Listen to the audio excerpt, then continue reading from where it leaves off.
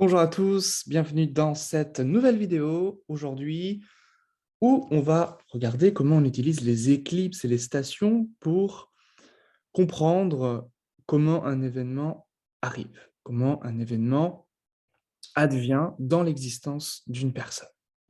J'étais ce week-end en stage intensif avec Denis Labouré, donc mon formateur, et effectivement, je ne comprenais pas bien comment on utilisait ce système des éclipses et les stations, tout simplement parce que c'est un système qui nous vient des techniques occidentales, et que dans les techniques occidentales, on prend en considération évidemment les aspects que sont les sextiles, les carrés, les oppositions, évidemment les conjonctions aussi. Et qu'en védique, non. Donc, les ayant omis, j'ai à peu près raté 2/3, ou pas raté, mais en tout cas, je n'ai pas vu 2/3 de ce que je devais voir, par exemple, durant des prédictions. J'avais d'autres techniques, évidemment, on a d'autres techniques en astrologie védique. Bien des astrologues védiques utilisent et se sont débrouillés avec d'autres facteurs, d'autres techniques spécialement indiennes, sans se préoccuper de ce qu'il y avait au niveau des éclipses et des stations. Mais honnêtement, j'ai vu à quel point c'était impressionnant, à quel point c'était efficace. C'est pourquoi je vais vous partager tout cela à travers cette vidéo. C'est parti.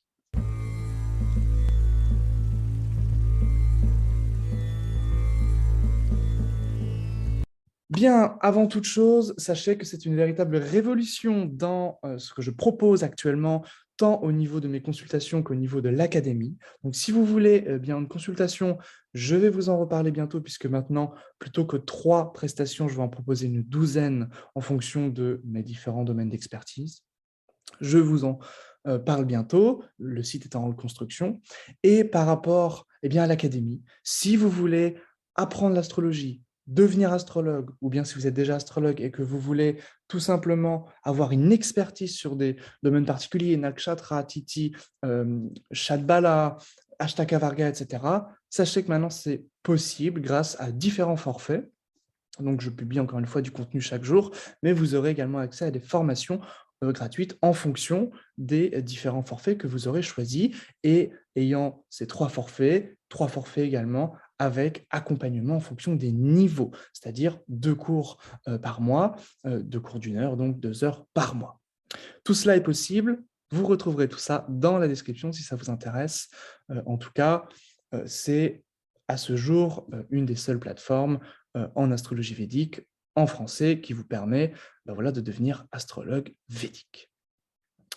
Bien, maintenant je vais vous partager mon écran pour qu'on puisse regarder ensemble comment on va comprendre ce système des éclipses. Donc, ce système, je pourrais le mettre dans mes formations, hein. Évidemment, d'ailleurs, dans ma formation sur l'art de prédire, je parle des stations, je parle des éclipses. Donc, si elles vous intéressent également, n'hésitez pas à regarder dans l'académie au niveau du forfait intermédiaire. Bien, donc voici un thème. Voici un thème d'une femme qui a perdu son mari durant le mois de novembre 2019. Donc, cette femme était en période de Saturne, sous période de Saturne. Cette femme est ascendant Lion et Saturne est maître de 7 en maison 7. Donc ici, on voit bien que ce qui est touché principalement, en premier lieu, ce qui saute aux yeux, c'est évidemment le conjoint, le mari. Le Saturne est rétrograde. Ça veut dire quoi? Ça veut dire que, durant sa période et sa sous-période, il peut entraîner des remords, du regret, quelque chose qui a un rapport avec l'abandon, quelque chose qui a un rapport avec, on va dire, la santé. Parce que les planètes, durant leur rétrogradation, sont à surveiller au niveau de leur période. Pardon, les planètes rétrogrades sont à surveiller au niveau de leur période, durant leur période. Donc ici, c'est quelque chose à regarder, quelque chose à surveiller.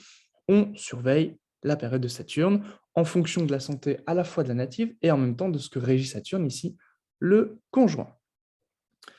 Bien, mais cette grande période de Saturne, elle finit en 2037, cette sous-période en 2021. On aimerait avoir plus de détails, plus d'informations quant à cette période dangereuse pour le mari. Pourquoi pour le mari? Tout simplement parce que Saturne régit à la fois la 7 et la 6. C'est-à-dire que pour le conjoint, si on considère avec le système des maisons dérivées, c'est-à-dire en prenant cette maison 7 en tant que nouvel ascendant, eh bien que Saturne est maître de 1, mais aussi maître de 12, donc il est dangereux pour le conjoint, ici, eh bien, on aimerait savoir quand est-ce que cette dangerosité va être pleinement activée. Et c'est là que les éclipses et les stations vont nous être utiles. C'est-à-dire que les éclipses ne vont pas nous donner la nature de l'événement, mais elle va pouvoir déclencher l'événement. Là, vous voyez bien que la nature de l'événement, elle est déclenchée grâce aux périodes sous périodes qui me permettent, grâce au thème natal, de comprendre les promesses du thème, de voir ce qui va être activé, ce qui va être en jeu durant cette période et cette sous-période. Les éclipses vont simplement appuyer sur la gâchette.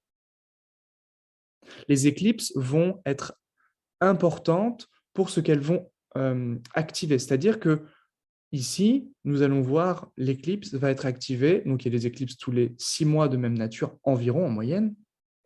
C'est-à-dire qu'une éclipse de lune peut avoir lieu en janvier et une autre en juin. Une éclipse de soleil peut avoir lieu le 15 janvier et finir le 15 juin. Et une éclipse de lune dure jusqu'à la prochaine éclipse de lune, au niveau de ses effets, au niveau de ce que ça active. Pareil pour une éclipse solaire, c'est-à-dire l'éclipse dure tout le long d'une même éclipse. Voilà. Je ne sais pas si j'ai été très clair, on va voir ça plus en détail. Donc, regardons bien ce qui s'est passé au niveau des éclipses en 2018 ou en 2019. Bien, bon, là, pour la vidéo, pour ne pas qu'elle soit trop longue, je vais faire en sorte que voilà, l'événement ait lieu en 2019, que supposer que la période soit moins longue, eh bien, sinon on ferait ça pour 2017, 2018, etc. Là, on va voir simplement pour le 2019 pour ne pas que la vidéo soit trop longue. Donc, on regarde les stations et les éclipses durant cette année 2019. Donc, vous pouvez le faire facilement avec le logiciel de Philippe Georges, donc Astro One Pro. Nous cliquons donc sur Station et Éclipse et on voit que durant l'année 2019, il y a eu 5 éclipses. Bon, l'idée c'est que là, on va rechercher une éclipse qui va toucher le maître de 7 ou la cuspide de 7. Donc, comment on fait? Eh bien, on considère qu'une éclipse est particulièrement puissante lorsqu'elle est à 3 degrés d'un facteur céleste sensible, du thème natal. Donc, je m'explique. Supposez que, par exemple, il y ait une éclipse à 28 degrés, à 29 degrés ici de la maison 7, ou même à 26, donc 3 degrés, ça va activer. S'il y a eu la même chose en Sagittaire, en Lion, en Scorpion, en Taureau ou en Bélier, donc on reprend les aspects occidentaux, c'est-à-dire carré, sextile, trigone également, et opposition ou bien sûr conjonction, c'est activé. Certains astrologues ne prennent pas en considération le trigone et le sextile, comme Denis Labouret, en tout cas en indienne, même s'il le fait en occidental. Moi, je le prends. Je le prends puisque j'ai vu que ça fonctionnait très bien également. Donc, ici, on se rend compte que 21, donc il y a une éclipse le 6 janvier 2019 à 21 degrés du Sagittaire. Est-ce que ça touche, est-ce que c'est proche de 29 degrés ou de 27 degrés, qui est la cuspide de 7, puisque la cuspide nous est montrée grâce à cet ascendant à 27 degrés 49, c'est-à-dire que toutes les maisons, leurs cuspides vont être à 27 degrés 49. On voit qu'ici, 21 degrés du Sagittaire, ça ne touche pas ce que l'on cherche, c'est-à-dire la maison 7 ou son maître. Donc on passe. 6 degrés du Cancer en janvier le 21. Là, même chose, il n'y a rien au niveau de Saturne et de cette maison 7. 16 degrés des Gémeaux, trop éloigné de 29 et de 27. 29 degrés du Sagittaire. le 16 juillet 2019. Là, c'est intéressant.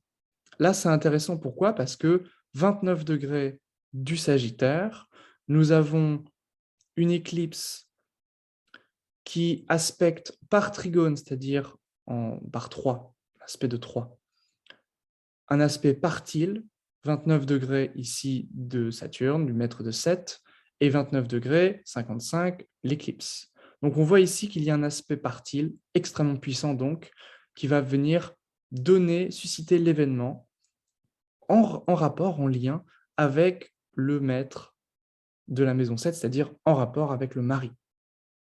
Voilà. Donc ici, on peut dire qu'entre le 16 juillet 2019 et la prochaine éclipse de lune, eh bien, puisqu'il y a, là, il y a une opposition, donc c'est une éclipse lunaire, pleine lune, eh bien, donc en fait, entre juillet 2019 et début 2020, il y aura quelque chose en rapport avec le conjoint. Voilà. Donc là, déjà, on peut dire ça se rapproche au niveau de tout à l'heure, tout notre Saturne, notre époque, qui finissait très tard, notre période sur 3 ans, là, on n'a plus qu'une période de 6 mois. Donc, c'est vraiment ce que j'appelle la méthode de l'entonnoir. Donc, on commence large et puis on diminue au fur et à mesure pour véritablement concentrer notre vision au centre, dans quelque chose de concret, de matériel. Donc déjà, voilà comment on peut faire pour utiliser les éclipses. Donc ça, c'est quelque chose à maîtriser grâce aux aspects occidentaux qui sont volontiers accueillis et qui marchent à merveille ici dans l'astrologie védique.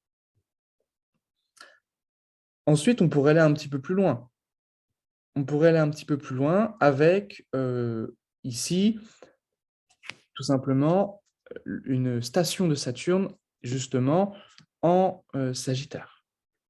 Donc là, le Saturne, au niveau des stations, on a remarqué qu'on pouvait dépasser, on va dire, le 3 degrés. Et que parfois, eh bien, la simple station qui aspecte une maison pouvait déclencher l'événement. Donc là, on voit que déjà, c'est fragilisé grâce à l'éclipse. Et effectivement, le Saturne ici, donc à partir de septembre, du 18 septembre, eh bien, grâce à sa station, aspecte cette maison 7. Donc là, ce n'est même pas un aspect occidental forcément. C'est-à-dire que Saturne, de base, a un aspect de 3 ici. Donc là, ça vient redonner quelque chose, une couche, à cette maison 7 et à son maître, qui ici est Saturne, qui est le maître du temps. Donc ici, on voit que voilà, il y a quelque chose à regarder. Et puis, après, bon, Jupiter qui transite en Sagittaire, là, je ne pense pas qu'il y ait quelque chose forcément d'activé. L'événement donc a eu lieu vers le 20 novembre.